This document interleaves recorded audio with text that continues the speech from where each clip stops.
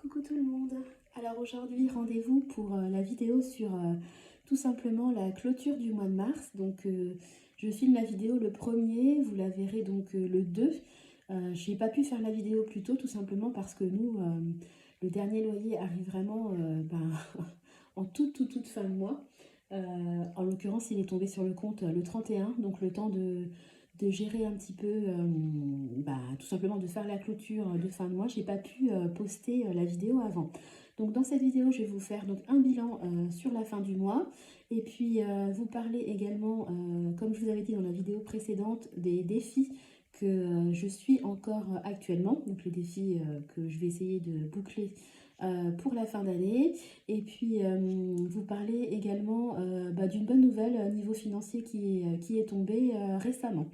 Voilà, donc désolée pour ma voix. Je vais essayer de ne pas racler, mais je suis un petit peu malade. Donc je me soigne, mais ça prend du temps. Voilà, donc j'ai tout préparé en avance. Donc on va faire une petite clôture sur la fin du mois. Donc concernant la fin du mois, donc, au niveau alimentation, il n'y a eu aucun autre mouvement. Donc j'ai terminé mon mois comme dans la dernière vidéo. Voilà, concernant les autres dépenses, euh, la dernière fois, oui, la dernière dépense que j'avais eue, c'était la pharmacie. J'avais été obligée d'y aller tout simplement. Donc là, j'étais à moins 19,46 €. Ça m'avait coûté 5,30 €. Et j'ai dû retourner chez le médecin le 29. Alors j'ai mis médecin fois 2, 60 € parce qu'en fait notre médecin il prend 30 € la consultation pour un enfant. J'ai tout simplement dû faire un double rendez-vous parce que le plus petit a une otite et le plus grand, on l'avait déjà emmené il y a quelques jours au médecin qui avait diagnostiqué un état grippal et au final c'est une vraie grippe. Donc il est vraiment KO. Il avait des courbatures, il ne pouvait même plus marcher. Donc voilà. Donc j'ai mis la dépense de 60 €, mais c'est vraiment à titre informatif et c'est pour faire mon défi des 2 €, parce que vous savez, à chaque fois que j'ai une dépense en CB, je m'auto-verse, je me fais un petit versement de 2 € pour suivre mon défi, mais l'argent n'a pas été débité de mon compte courant et il a tout simplement été débité de mon épargne santé. Donc on n'a pas eu à avancer l'argent tout simplement. On a eu des médicaments à acheter évidemment. Tout a été pris en charge, sauf il me restait 14 centimes sur une boîte de médicaments que j'ai payé en liquide. Je dois avoir à peu près 3 € dans mon porte-monnaie, donc pour une fois, ils m'ont servi. Donc le mois se termine donc en négatif, entre guillemets, de 19,46 €. Voilà, donc je vous disais que je vais faire avec vous donc, mon fameux défi des 2 €. Donc moi, à chaque fois, je fais une encoche pour être sûre d'avoir bien fait le nécessaire. Donc voilà, donc je vais cocher avec vous 2 cases supplémentaires, voilà. Donc là j'en suis à 16 € et j'avais déjà atteint dans un premier temps les 100 €. Donc à aujourd'hui, au 1er avril, enfin au 2 quand vous verrez la vidéo, je serai à 116 € sur mon défi. Donc c'est cool, ça progresse, donc tant mieux. Au niveau du bilan de fin de mois, on a eu donc la rentrée d'argent concernant le dernier studio et puis on a également eu un gros, voire un très gros remboursement de frais de mon mari qui s'élève à plus de 1000 €. Hein. Il y avait eu beaucoup de dépenses et comme il fait ses notes de frais au trimestre, forcément ça chiffre. Donc ce qu'on a fait, c'est que sur la totalité de l'argent, on a gardé 650 € à répartir en épargne. Donc je vais faire la répartition avec vous. Et puis le reste, on l'a placé sur un compte dédié spécifiquement pour lui dans l'avenir, pour ses notes de frais. En sachant qu'on a également négocié avec son entreprise d'avoir une avance sur frais de 3000 €. Ça paraît énorme, mais quand il fait des déplacements à l'étranger, entre les billets d'avion, les taxis, des fois c'est lui qui fait les résas, donc il réserve plusieurs chambres d'hôtel parce que des fois ils partent à plusieurs pour un salon. Les restaurants, les péages, l'essence, enfin ça monte vraiment hyper vite, donc il peut partir, je sais pas moi, 2 fois dans le mois, une fois en Italie, puis une fois, j'en sais rien moi, en Norvège. Autant vous dire que 3000 € ça paraît énorme, mais c'est pas du luxe. Et c'est quand même vraiment confortable d'avoir une avance sur frais et puis de ne pas avoir à, nous de notre côté, à ponctionner l'argent et puis à attendre après au trimestre en plus que ça tombe. Donc voilà, donc lui, tout ce qui est note de frais maintenant, on est serein, on est tranquille, il peut partir. Pardon, excusez-moi, on sait qu'on aura l'argent. Voilà, donc maintenant je vais passer avec vous à la répartition des 650 euros qu'on a eu en fin de mois. Donc, ah non, ça c'est les challenges, ça je vais vous en parler après par rapport aux défis que je continue. Donc sur les 650 euros, j'ai décidé de mettre 50 euros sur le défi des 52 semaines. Donc je vais le faire avec vous. Donc on va faire 11 plus 9, ça va faire 20, 30, 40, 50. Voilà, hop. Donc j'étais à 100 euros, donc j'effacerai après. Je suis maintenant à 150 euros. Bon bah c'est cool, hein, puisque ce défi-là, l'objectif c'est d'avoir 350 euros à la fin de l'année. Donc je le remplis de manière aléatoire. Là j'ai 50 euros disponibles. Je les mets dessus. Je ne me force pas, si vous voulez, toutes les semaines à mettre une somme de côté. Typiquement, les dernières semaines de décembre, il faut mettre 1 euro par semaine. Oh bah, dès que j'ai pu, j'ai mis 4 euros. Donc voilà, je ne mets pas forcément une somme par semaine. Je le remplis quand je peux. Alors ça, je vous en parlerai tout à l'heure. Donc, il nous reste donc j'avais 650 euros. Voilà, j'enlève donc 50, il me reste 600. Ensuite, j'ai décidé de faire le défi 2022. Vous savez, c'est le défi qu'a lancé Blush Budget. On met 22 euros par mois sur toute l'année et au final, on arrive à un montant de 264 euros. Donc moi, je ne l'avais pas encore commencé. Donc là, on va y aller. Et j'ai décidé de carrément remplir 4 cases, de remplir avril également, comme ça. Et ben voilà. Donc, hop, 1, 2, 3, 4. Donc là, je suis à un total de 88 euros. Donc 600 moins 88. Donc là, il me reste 512 euros à répartir. Et franchement, c'est une super épargne, hein. C'est rare que j'ai autant d'argent à répartir en fin de mois. Donc je suis très très contente. Voilà. Ça, c'est encore un truc dont je vais vous parler tout à l'heure. Voilà, donc après, au niveau des dépenses annuelles, on avait eu une grosse dépense, parce que vous savez, je vous avais dit, on avait rentré du bois le mois dernier. Donc là, il me reste mon solde, je suis à 109 euros. Donc je vais rajouter, hop, plus 100 euros. Donc je vais me retrouver à 209 euros.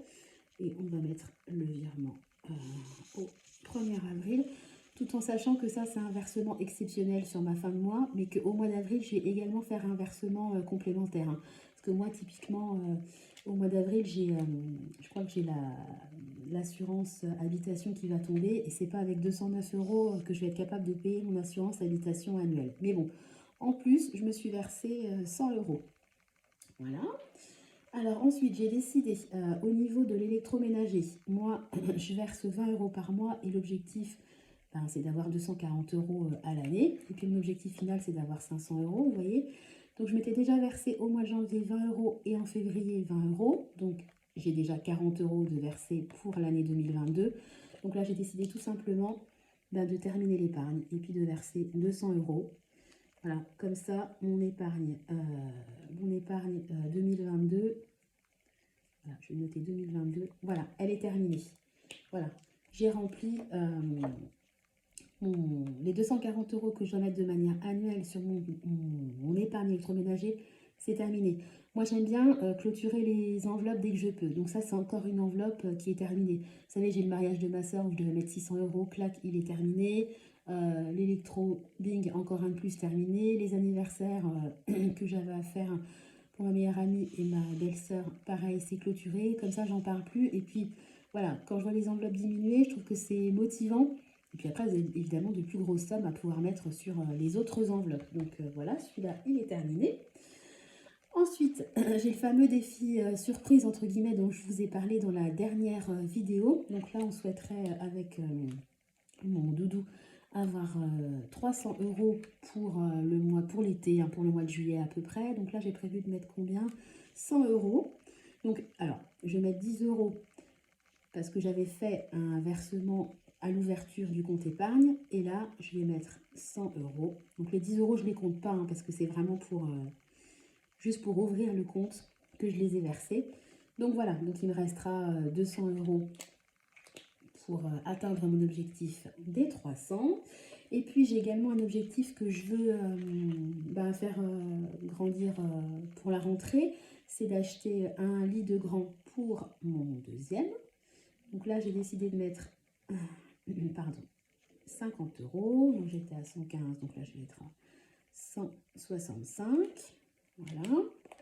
Donc prix de grand, on est à 165 euros. Et puis enfin, toujours dans la dernière vidéo, vous savez, je vous avais dit que je voulais me faire une épargne promotion. Donc j'avais versé au mois de mars, pareil, je vais mettre entre parenthèses 10 euros pour ouvrir ce nouveau compte épargne. Et là, j'ai prévu de mettre 50 euros. Enfin, j'ai prévu, non, j'ai mis 50 euros en avril 2022. Donc là, je me fais une case solde. En fait, j'ai pris ces trackers-là, mais j'aurais dû prendre des autres trackers. Vous savez, ils auraient pu mettre la date, la description, si c'est une dépense particulière, si c'est du plus ou du moins, hein, débit ou crédit, et puis un solde. En fait, je me suis fait ça parce que j'aimais bien le principe de la jarre qui se remplit avec l'argent, mais c'est des épargnes qui vivent, si vous voulez. Donc là, les promotions, il y aura du plus, mais il y aura aussi régulièrement du moins. Et je trouve que c'est pas super pratique, donc je me rajoute sur le côté une case solde. Mais si j'avais su avec le recul, j'aurais pas pris ces trackers-là qui sont très bien, que j'ai trouvé sur Budget, le site de Budget Chris, qui est très bien, et d'ailleurs sa page YouTube également, mais ça convient pas forcément à mon utilisation. Maintenant, étant donné que j'ai imprimé je ne sais combien de trackers, autant dire que je ne vais pas tout réimprimer, sinon juste carrément ma cartouche d'encre, et puis j'ai plus de feuilles à plastifier. Donc c'est pas grave, je vais faire avec ce que j'ai. Voilà, donc voilà au niveau de la répartition des 650 euros. Alors, j'ai pas fait le calcul avec vous. Je sais même plus où je m'étais arrêtée. Mais enfin, j'avais fait le calcul en avant et normalement, je dois tomber quasiment à 0 euros. Donc, super, super, super bilan de fin de mois. Je voulais juste faire un point avec vous sur les défis. Vous savez, la dernière fois, je vous ai dit que je vous parlerai des défis que je continue de suivre et que je vais continuer jusqu'à la fin de l'année, je pense, à suivre, puisque là, on a quand même le premier trimestre qui s'est écoulé. Donc, je peux quand même faire un bilan à plus de 3 mois. Et là, je ne m'avance pas trop en vous disant que ces défis-là, je pense quand même les terminer, enfin, au moins, en tout cas, les suivre jusqu'à la fin de l'année. Donc, bah, évidemment, mon défi des 2 euros, celui-là, c'est sûr et certain, je le continue. Le défi 2022 que j'ai coché avec vous tout à l'heure, c'est certain, celui-là, je veux vraiment le terminer. Et puis, je trouve que 264 euros à la fin de l'année, c'est quand même pas négligeable. Je ne sais toujours pas ce que j'en ferai, si je le mets en plus dans mon épargne de précaution ou si je m'en sers peut-être pour Noël, enfin, ou peut-être le repas du Nouvel An qu'on se fera, je ne sais pas. Mais en tout cas, celui-là, je veux le terminer. Ben, le même combat que le défi des 2 euros, mais avec, vous savez, mon nouveau défi des 1 euro dont je vous parlais dans la dernière vidéo. Celui-là, bah, c'est pareil, hein, motivé à bloc pour le faire tout au long de l'année. Mon défi des 52 semaines en douceur, bah, j'ai coché avec vous quelques nouvelles cases. Donc oui, celui-là, j'ai bien espoir de le terminer. Je veux également avancer absolument sur mon défi des 100 enveloppes, d'où la création de mon défi des 1 euro. Et puis, vous savez ce que je vous parlais dans la dernière vidéo, hein, le reliquat du défi des 2 euros, quand j'aurai atteint mes objectifs, ira sur ce défi-là. Donc celui-là, j'aimerais vraiment quand même qu'il augmente parce qu'il stagne depuis une éternité. Donc je veux l'augmenter. Et puis enfin, le dernier défi que je vais continuer tout au long de l'année, c'est le défi des jours fériés. Donc j'ai pas encore fait mon virement, mais je vais le faire la semaine prochaine. Bah, évidemment, ce mois-ci, il y aura une case à cocher, enfin 10 euros à verser, parce que moi j'ai choisi de verser 10 euros par jour férié, donc pour Pâques. Voilà, donc voilà le petit point sur mon bilan de mars qui est ultra positif. Alors ce qui est drôle, c'est que le mois dernier, j'ai fait un mois blanc. Bon, c'était pas une épargne que je voulais faire, je voulais payer certaines choses avec l'argent économisé. J'ai atteint mon objectif, mais ce mois-ci, j'ai une épargne qui est beaucoup plus importante que l'épargne que j'ai réussi le mois dernier à récolter grâce au mois blanc. Donc, comme quoi, faut toujours garder espoir. Et puis, des fois, on a des surprises dans le bon sens, pas que dans le mauvais. Donc, c'est cool. Et puis, je voulais vous dire aussi une bonne nouvelle. C'est, vous savez, nous, on a des appartements. Et puis, au mois d'avril, les charges tombent. Hein. Les charges trimestrielles. Et là, on a reçu, on reçoit nos appels de fonds, hein, tout simplement. Et il y a un immeuble où on a 3 studios dans le même immeuble. Donc, on doit payer des charges. En général, on paye à peu près pour les 3 studios au trimestre entre 300 et 350 euros. Et là, en fait, on a reçu l'appel de charge où on a en fait un solde en notre faveur de 622 €. Donc super, donc on n'aura pas de charge à payer pour le mois d'avril. Et puis pour le trimestre prochain, je pense qu'on n'aura pas, ou alors vraiment très peu de charges à payer. Donc moi qui m'étais mis un budget de 1000 € pour tout ce qui est les charges de nos 7 appartes au total, et bien en fait, il y a 350 €, on va dire, qui ne vont pas partir pour les charges. Donc super news, trop contente. Donc cet argent-là, je ne vais pas le placer, hein, il est sur un compte spécifique pour les appartements, donc je vais le laisser tout simplement sur mon compte. Mais bon, c'est toujours 350 € de moins à sortir dans le mois. Voilà. Bah, écoutez, dans la prochaine vidéo, justement, je vous parlerai des charges du mois d'avril. Donc, il y a les apparts et il y a aussi, je crois que c'est la taxe d'habitation maison. Il faudra que je vérifie, que je reprenne mon tableau des dépenses annuelles. Je vous parlerai aussi du bilan du premier trimestre. En fait, au mois de décembre, j'ai regardé, j'avais fait une vidéo le 18 décembre exactement, que j'avais appelée bilan 2021 et objectif 2022, où je m'étais fait en fait un plan sur mes projets financiers et mes projets personnels. Et là, j'aimerais bien faire un petit bilan au premier trimestre pour voir un petit peu où j'en suis. Je trouve que c'est bien de suivre l'avancée régulièrement parce qu'en fait, on se perd, hein, on s'oublie. J'ai ressorti mon petit carnet, il y a des choses, je ne me rappelais même plus. Donc, c'est bien de faire une petite piqûre de rappel. Et puis, je vous parlerai également de notre épargne surprise. Voilà, donc je vous dirai de quoi il s'agit et puis pourquoi on souhaite atteindre les 300 € prochainement. Voilà, écoutez, je vais m'arrêter, sinon j'aurai plus de place sur mon téléphone. J'espère que la vidéo aura été claire et qu'elle vous aura plu. N'hésitez pas à commenter, à vous abonner. Encore merci de me suivre. Voilà, je suis très contente quand je lis vos commentaires, donc allez-y. Je vous souhaite à tous un bon début de mois d'avril, plein de bonnes résolutions et on va les tenir jusqu'à la fin du mois. Voilà, en attendant la prochaine vidéo, je vous fais des gros bisous et puis je vous dis à très bientôt. Bye bye!